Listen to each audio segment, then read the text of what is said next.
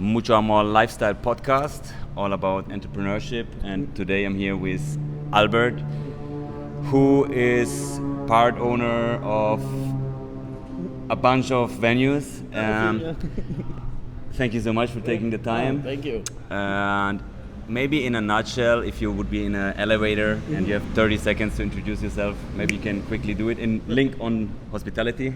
Okay, at the moment, me and my partners have a couple bars.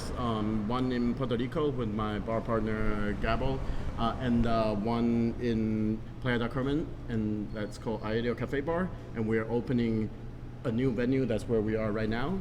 And we opened my first bar back in 2017, and Aereo we opened just under 2 years ago. And we were very glad to have the opportunities to bring a lot of friends, including Simon, to visit today or this week. And so basically all my bars are very different, so it's very hard for me to say in a nutshell. Right. The one in Puerto Rico, Monasterio, it's more of a high volume bar, but we do have a bartender's lounge in the back, and then we have like craft beer and wine. Like basically it's 4 bars in one building. And Aereo, we have in the front like sort of an Italian cafe style bar, and in the back we have a speakeasy. And the new venue we're opening is more like a craft beer and tap pre-batch cocktail, tap tails per se. So So a mix of everything basically in all the bars, like which is amazing. Also to let you spill all the beans which you think is a perfect bar. Maybe first of all, do you think there is like a magic pill which you consider of what skills or what economic parts you need to open a bar? What's the most difficult and what was the easiest part for you? Well, for me, the most difficult or easy part, the most important part, I would say, is finding good bar partners. So my bars here, I have Franco and then Carlos as well. Carlos is another friend of mine. They're both the first persons effectively that I met in Playa del Carmen when I first came here in 2018. And same with Monasterio in Puerto Rico, it's in San Juan. And my bar partner is literally one of the bartenders that I first met when I got to Puerto Rico. And a lot of it is, for all my bars, the style is more about me collaborating with my bar partners and finding out what their personality entails and try to come up with ideas and concepts that best reflect their capabilities, their abilities and personalities and characters. And for me, that's kind of like, it can be the the hardest part, but it also can be the easiest part. So I have been very lucky to have excellent bar partners. Obviously through the years we have people come and go, but with Franco and Gabo in Puerto Rico and Carlos, of course, right, we just try to for me it's more about building on the friendship that we all bring something to the table, be it the ability to manage the bar, designing the bar, coming up with concepts, and then also running the bar. And of course, practically, there's the capitals, materialistically, money comes in. So I was about to say it's beautiful. What is the drive behind opening bars? I mean, of course it's a beauty to make people happy, but in the end, in the long run, if there is no money, how can you make your staff, everyone else happy? Right. So I think when we first started, when I first started in Puerto Rico, obviously at the time I used to work in finance for a few years, but then I just decided that I just want to be happy and just open up bars. And that's actually partly why I when I went down to Puerto Rico in 2016 for the first time, and I was hanging out at this bar called La Factoria. And I was just, this place is cool. Right. And I decided to move down to Puerto Rico, with a few simplifications, but basically I just started living down near San Juan by the end of 2016. And Gabo at the time was a bartender at La Factoria, and we were good friends. And he sees me coming to the bar. He saw me coming to the bar all the time. He's like, you come here every day. Do you want to open a bar together? Amazing. So I was just like, let's do it. And luck shall have it, or for whatever reason, we look around for 3 months, but somehow the one place we found was literally next door on the same street, literally down the Amazing. one door. So, and we're still good family, and for Aereo, our venues in Playa del Carmen, Literally, Franco is was one of the first bartenders that I met. He actually used to work literally next door to this building. Again, completely by chance. Nice. And Carlos is actually the first person that I met in Playa del Carmen that's not in the bar business. I was just walking around after Monasterio had after we opened, stabilized. That's the rain. All good. I guess the lavalier mics, they're gonna. So we just started. For me, it's just about. Obviously, as you said, it's important that the bar. Nobody should go into this business with the mindset of losing money. Yep. But at the same time, for me, it's just like, if I get a decent return on the investment, I either put it into opening up new places or flying friends. The truth is, I just fly a lot of friends. You guys are amazing in that, like creating a hospitality vibe, and I mean, that shows a lot how you guys think about the business. Yeah, so for me, it's just I just want everybody to have a good time. Like honestly, in the premise that it shouldn't be based on losing money at the bar. But if we make a reasonable amount of money, we will. I will try to, at least for my share, try to reinvest. Every month we try to bring somebody. In fact, we try to categorize it in international bartender pop-ups, friends that you and I met at Lisbon and then later on in the Rome bar show. And so that's one category based on the budget. And another one, the next one would be from US or within the continent of the Americas. Right. So flight is a little more less expensive than say from Europe, but a little more manageable. And then so that's US bartenders, and we also have domestic national bartenders within Mexico. Right. So very great. The latter. So you already mentioned a couple of pointers, like you have business partners who all come from a different area. Do you think it's important to build up a bar to have not only the industry view, because I see a lot of, and you travel a lot, we have to mention that as well, a lot like I do. I see a lot of different bars. Sometimes bars tend to be a bit too, how should I say, the menus there are only bartender forward. And I think if you have guys from different areas, do you think it helps to create an amazing vibe? Because in the end, it's the guests we serve and not like other bartenders. They're part of it, but... Right. So I think definitely that's a big part of it. We also, I should mention that, in addition to bringing friends to come over, I'm from New York originally, or I've been living in New York for almost 20 years, and before moving down to the Caribbean. And every once in a while, every couple months, I try to fly some of my staff, be it from Playa del Carmen or from San Juan to say, New York, or within I bring Monasterio staff to Mexico sometimes as well. Amazing. And, so it's all about, I think a lot of it is about seeing what other bars are doing around the world. And these sort of exchange obviously can be done either we going there or they coming here. And so it's just, so I think a lot of also it keeps all the stuff motivated, which is also a question. How do you keep a healthy circle inside your bars, especially now you mentioned it, you have bars in different countries. How do you make sure there's always I think a lot of it is, obviously I still travel back and forth all the time. I go from Mexico to San Juan and then to New York probably every month, 8 days each, and then I spend a decent amount of time traveling myself. And so basically, obviously having a constant presence at the bars is important, and I will say that maybe I don't do, as great of a job as I would like. We can always do a little better, but I try to be present, at different bars, my different bars, as much as I can. And it's also a good point, because I believe we are sometimes trying way too hard, and it comes also with social media whatsoever, that you have a filter, that you always want to be perfect. You have always an excuse. I mean, if you doubt yourself and you have always an excuse, you will never. It will never be the right time to open something. Yeah, I think. Yeah, definitely. I think.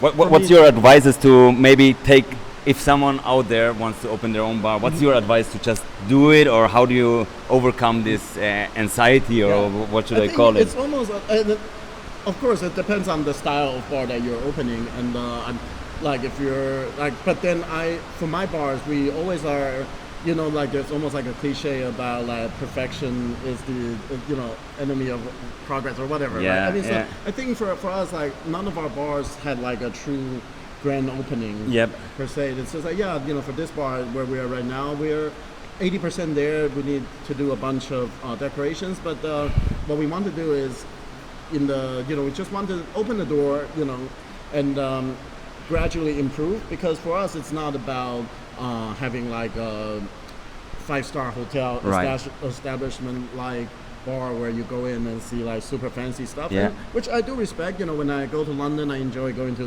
those bars in Mayfair and whatnot, which ones, but Yep, yep. and, You pay top dollar, yeah, but then you pay also have higher expectations. I mean, I figure out for myself. I go there every here and then, and I enjoy it. But I prefer places like dive bars where you have like this one bartender, and he's like, hey, he's greeting you.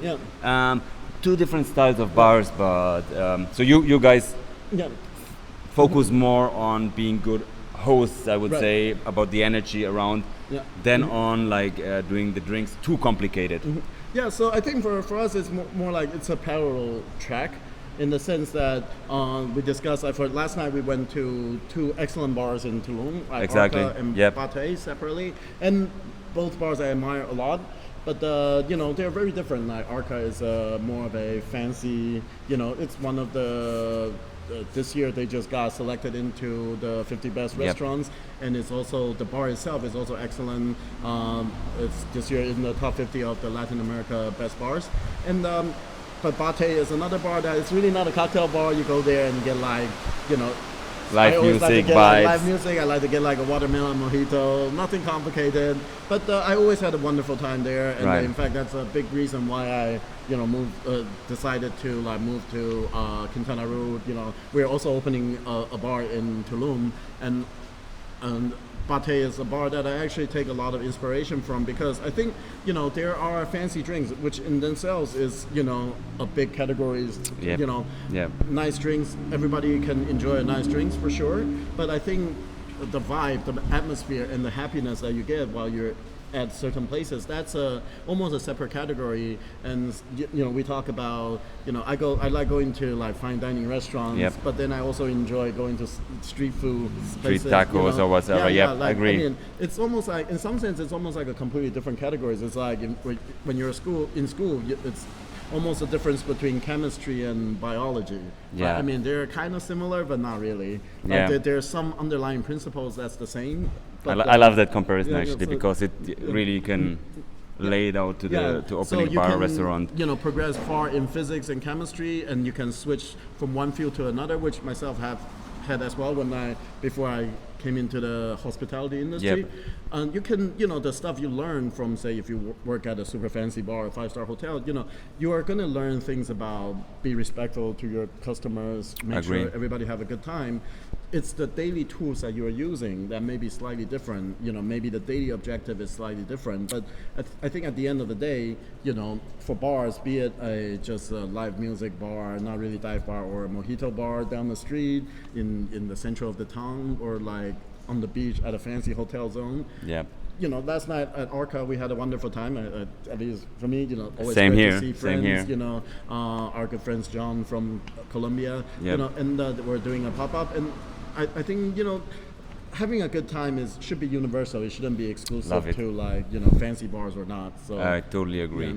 Yeah. 2 last points. What do you think about the menu? How important is the menu? Is it the heart of the bar, or I do without think it's good bar? important. Yeah. I do think it's important, especially for me. It's like sometimes when you hang out with friends, be it by yourself, hanging out with friends, or just like trying to meet people at the bar. It's something that promotes a conversation. You can go, going back to the example for fine dining.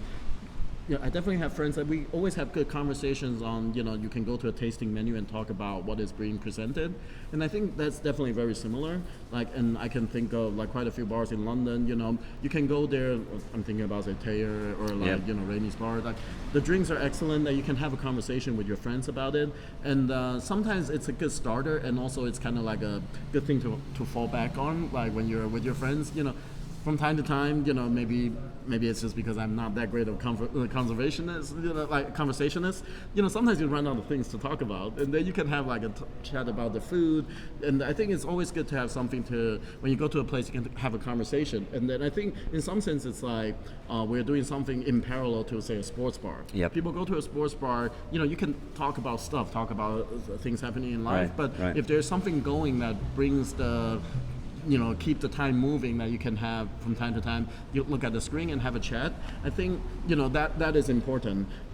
On the other hand, I also don't think it should be the only focus of your bar, right? I mean, people. Which is the last point I had with you. How important you think is social media, and of course, often the social media part is going to be linked to the menu, and of course it depends on which country you are. Like I was living in countries like Australia, in Norway, where there was kind of very hard to advertise alcohol, like especially in the Nordics and in Norway. So you had to be creative through your menu, and we had like a section, I remember, at Bristol Hotel in the bar, which was named Instagrammability. And I think it gets more and more important to, first of all, attract guests, and second of all, for your ego, maybe. Right. Yeah. What do you think about that? I think a lot of it, there's a balance in it. There, on the one hand, that certainly, as I was saying, every time you open a bar, you definitely don't want to be losing money.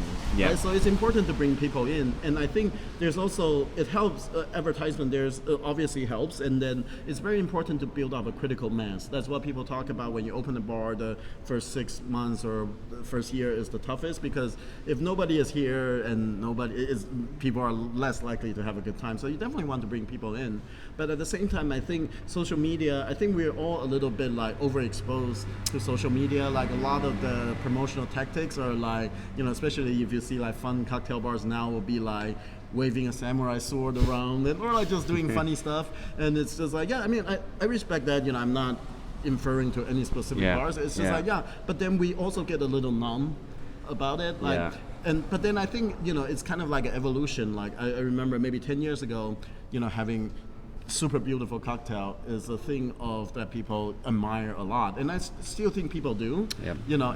People still go into bars, take pictures and all that, and I myself do it as well. I mean, back in the days, what is I think the main difference? Back in the days, we took a picture to look back to this memory. Nowadays, we take a picture, we edit it for like 3 hours, and then we seek for likes from strangers we don't even know, which is a bit weird, but like, I agree. I definitely agree. So that's why I think in some sense it's like now people go on Instagram, it's all like stories that disappears in 24 hours. And I think that in some sense that reflects what I think about bars, is that it may be ephemeral, the experience, but that's the most important part. I don't think necessarily I want to have, again, not inferring to anybody, like, a fancy martini or fancy whatever with flowers and stuff. That's excellent. I do enjoy that kind of things, but I do think that, that game, it's almost like that time has, I wouldn't say passed completely, but it has passed a little bit, like in the sense of, we want to take a picture and post it on our page that lasts for months, that people click like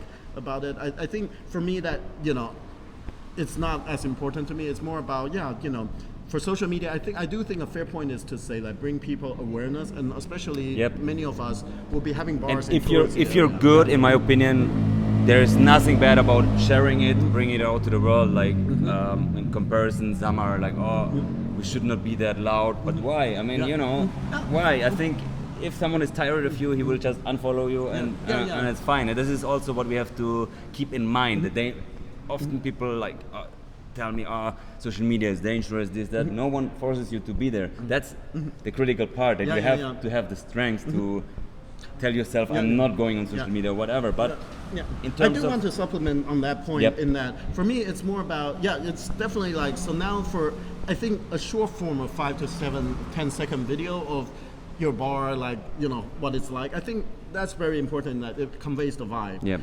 I think in the sense that, if you have a fancy cocktail sitting in the middle of a table that you take a picture, that is less useful to me. Like it's all about, it's more about a preview of the experience at your bar that you use for social media for. It's not about, we have a very fancy showing off with exactly. So that's my humble opinion. Nice. So basically, to sum it up, is there any other advice you would, or what do you think are future trends, or what are the main points where, like, you want to give someone?